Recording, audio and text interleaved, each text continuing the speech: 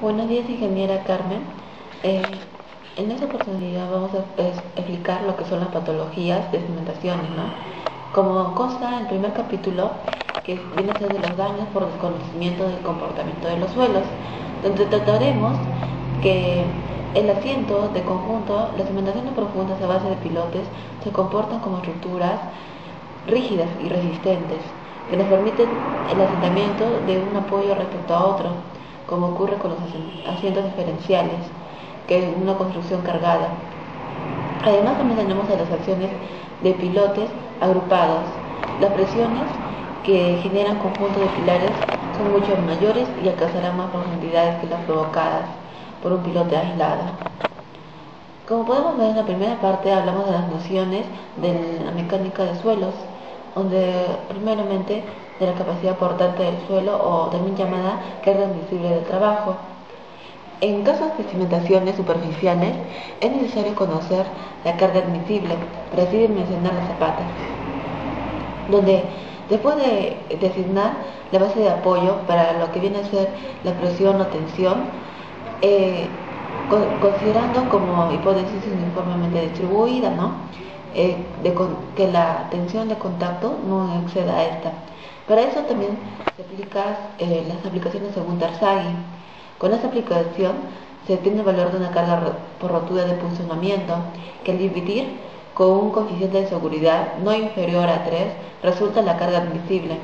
Eso no significa que siempre sea mayor a 3, sino también, como vemos en el caso de funcionamiento, que debe ser inferior a 1. Mayormente esto es habitualmente considerado en las construcciones.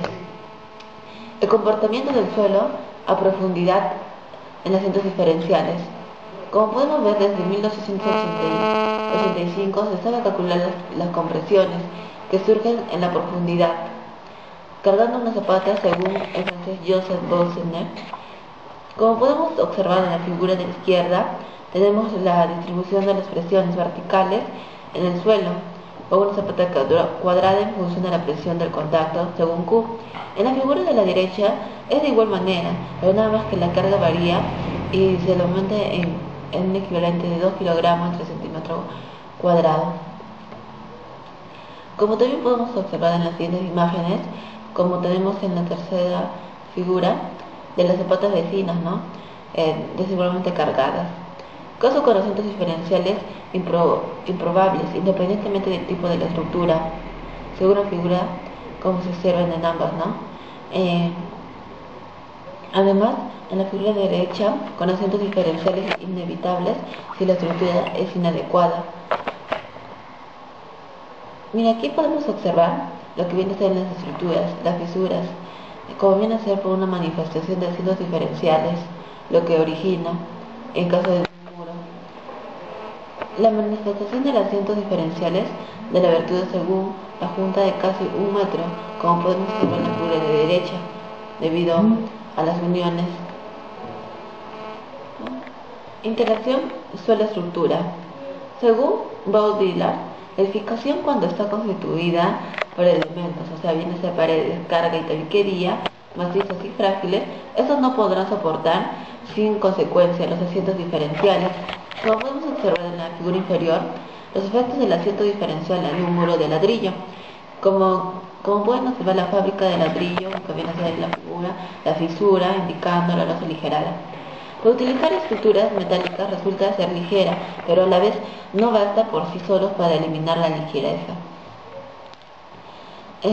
Como podemos observar en la imagen, conseguir estructuras rígidas y resistentes que eviten el asiento de un apoyo respecto a otro, cosa que se consigue conectando los puntos de apoyo.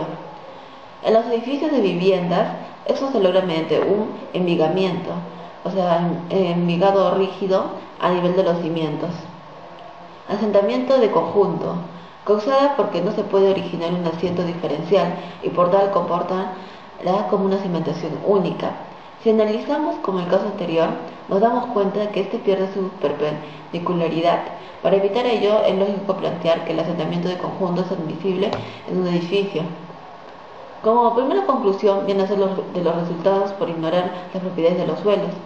Viene a ser desconocer el comportamiento de los suelos, que trae consecuencias muy graves, además que los aportes de tierra en gran volumen son capaces de provocar alteraciones tales como asentamientos y deslizamientos. Como segunda conclusión, la necesidad de estudios geotécnicos. Este puede resultar muy útil para evitar la mayoría de los errores que se producen.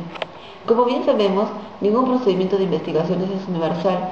Un mismo estudio geotécnico constará normalmente de dos métodos de reconocimiento, distintos con la finalidad de contrastar y precisar sus resultados. Número 2. Cuando tenemos los daños fruto de considerar solo el coeficiente de trabajo. Como mostramos aquí el ejemplo, donde viene el bulbo de presiones de cada pilote, tomando uno a uno, además también de las presiones de agrupación por 3 pilotes.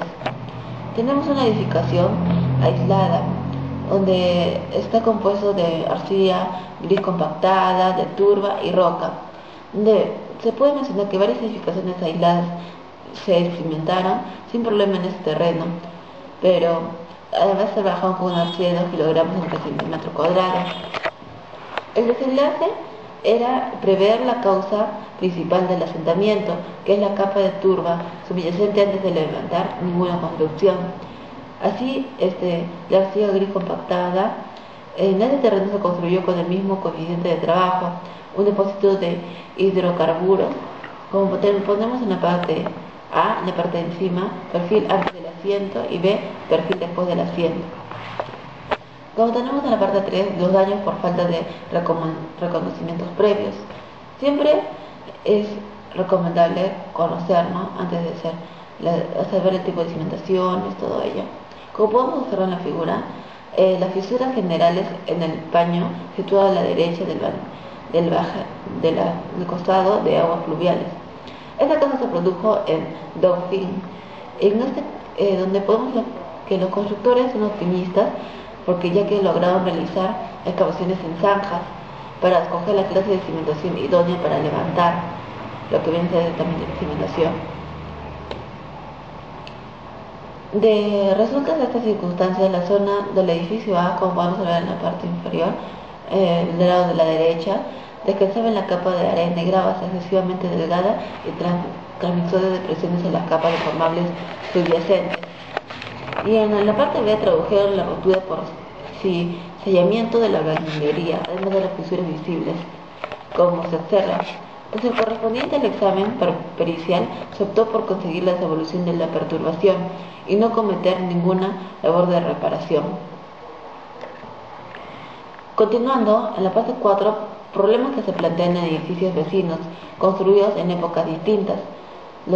Eso, la verdad, causa serios daños, ya que uno puede estar realizado con una cimentación diferente a la otra, como podemos observar en este caso. En la primera edificación del suelo componía el material de relleno de 3 a 4 metros de espesor, y en la edificación de la derecha, como se puede observar, cuenta con una cimentación de hormigón armado.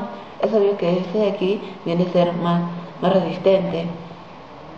La junta rotuda se formó por sí sola, como se puede observar, ya que uno tiene mayor compresión.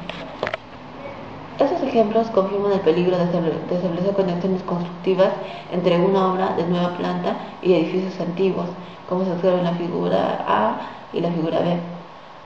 En la figura B se construyó después, y la figura apoyándose en el hastial, supletando y convirtiendo en mediano. Como vamos a observar en la parte número 5, daños por cimentación heterogénea de una construcción. En la figura de la izquierda podemos ver plano de situación de los dos edificios. Como se puede observar, un edificio principal de 16 viviendas y otro edificio en ángulo de 8 viviendas, cada uno con sus respectivas dimensiones. En la figura de la derecha, de la sección transversal del edificio en ángulo, como bien consta de sótano, planta baja, primer, segundo y tercer nivel. Este aquí fue originado en el norte de Francia, provocado durante la construcción de dos pequeños edificios de viviendas plurifamiliares. La edificación en ángulo, plano de muros y zapatas, como se puede observar en la figura de la izquierda, la figura de la derecha, la localización de la zona de la turba, según el tipo de suelo. La estructura artesonada cumplió con lo previsto en el edificio. Se inclinó pero sin agrietarse, cumpliendo lo que quería lograrse. Como vamos a observar el último ejemplo, modo de conclusión relativo a la compresibilidad de los suelos. Este de aquí, como podemos observar la figura A, la figura B, que consta de juntas de dilatación, junta plana, aparte de tener una junta, sus respectivas partes, ¿no? Que de tener los dos edificios. Esta de aquí fue ubicada en la ciudad de Saboya, cuyo suelo era de arcilla y barros compresibles procedentes de depósitos. Al inclinarse A sobre B por el efecto de su peso, el patio adoptó una pendiente que no fue obstáculo para que las aguas se dirijan a las juntas perforadas de dilatación. Continuando, ahora podemos mencionar el capítulo número 2, que viene a tratarse de los daños provocados por los rellenos. Primeramente por las cimentaciones sobre material del vertedero, ¿no? Material procedente del vertedero. Como podemos observar en cada imagen, eso de aquí fue situado en la región Rodano-Alpes. Esta casa tenía una sola planta, si no fuera por carecer de otro terreno mejor, era a todas luces inconcebible trabajar en un suelo de tan medianas características. Por tal, propiamente el suelo originó un agrietamiento que logró fisuras en la edificación. En la segunda parte podemos observar el material de vertedero de espesor variable, como pueden observar las secciones transversales de la zona de relleno y la construcción que allí se levantaron. Las edificaciones de cierta envergadura construidas sobre vertederos se asentaron tanto más cuanto mayor sea el espesor del mismo. Respecto al vertedero de espesor variable cable, pues espesar asentamientos diferenciales, como viene a ser el ejemplo descrito anteriormente. Cimentación parcial sobre material del vertedero. Tenemos en la figura de la derecha la obra de recalce y la figura de la izquierda, por error, el nuevo edificio de cimiento en parte sobre el relleno. En esta imagen podemos ver la abertura de la junta externa, el basculamiento, el terreno natural que viene a ser, el terreno firme y el relleno de cantera que se viene a agregar, ¿no? Y en la figura de la derecha, en los edificios siniestros, las laquerías de rescale, los pilotes para que la edificación sea más segura. Esta es situada en la región de París. Este edificio está sobre zapatos superficiales. Como vamos a ver en la segunda parte, aporte de material de vertedero en terrenos compresibles o inestables. Como se puede observar en la imagen, las perturbaciones por parte de relleno en suelos compresibles, como se muestra en la figura, el terreno natural, el parte de relleno, el suelo muy compresible. Y en el otro caso, donde viene a ser por casos de arenas, gravas, donde ocurren fisuras, el suelo muy compresible, que viene a ser el caso de limo, blandos. En muchas ocasiones el relleno se ejecuta compactando convenientemente y con la participación de equipos de gran potencia. El efecto indirecto es el asentamiento provocado por el material de relleno, el rozamiento negativo. Descripción del fenómeno. Como podemos observar en la figura, grupo de dos pilotes en fase de calentamiento, se observa la calorificación. El fragmento de pilote en curso de ejecución, como se muestra. Las precauciones a tener en cuenta. Como primeramente debemos atender, no se toman precauciones específicas para intentar reducir el rozamiento negativo. Segunda parte, se tiende a disminuir o eliminar el rozamiento negativo. Es deseable aquí que el pilote sea lo más liso posible en la zona donde se produzca el rozamiento. En ambos casos, pilote prefabricado, pilotes de entubación perdida, es recomendable que para establecer la carga del pilote intervenga una fracción de rozamiento negativo. Generalmente por ello es algo de 20 a 25%. Continuando, los daños debidos al rozamiento negativo. Como sabemos, aunque ahora los fenómenos de rozamiento negativo son perfectamente conocidos, no dejan de ser los causantes, incluso en el momento presente, de las perturbaciones graves. Al margen de dos ejemplos que más adelante, como se pueden observar según este libro que estamos exponiendo, además existen otros géneros de siniestros, frecuentemente en las zonas industriales, en que el elemento común es la mala calidad del suelo superficial, por ser los únicos terrenos disponibles en el aporte sistemático de material de relleno, con lo cual su peso propio incrementa el valor de rozamiento negativo. Ahora, seguidamente tenemos el material de relleno como causa del deslizamiento de tierras. Así pues, poco puedo notar que la construcción de cimentar o de relleno puede que no sea la prueba al no estar el bloque o está afectando al esencial para evitar el incremento de plasticidad de la marga. Como también podemos observar en la imagen el deslizamiento por aporte de relleno en terreno blando horizontal y en la figura inferior el deslizamiento por aporte de relleno en terreno arcilloso, húmedo, en pendiente. En este caso se trata de un patio cubierto de un colegio de terreno con una pendiente de 20%. Su composición era de marga gris compacta recubierta hace 40 años con un relleno de escorias.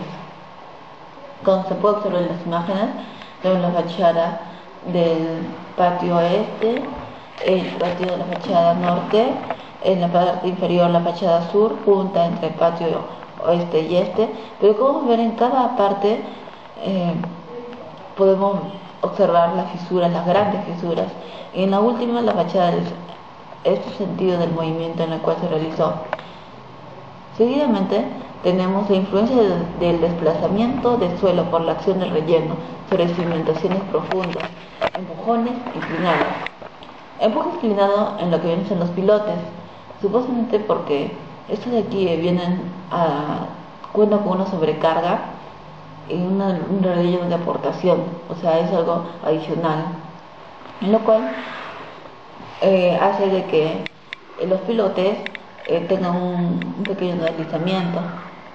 En la parte de la derecha, los rellenos pueden producir en los pilotes inclinados flexiones mayores que los comprimidos, porque debido a que tienen una sobrecarga, un relleno y un material de limo, que los pilotes hacen que este aquí sea más flexible.